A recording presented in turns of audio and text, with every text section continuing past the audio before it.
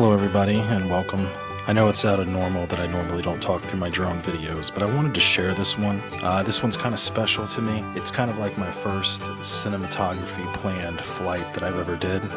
This is actually a house that is out in the middle of Central Florida that belonged to a famous author, Marjorie Kinnan Rawlings.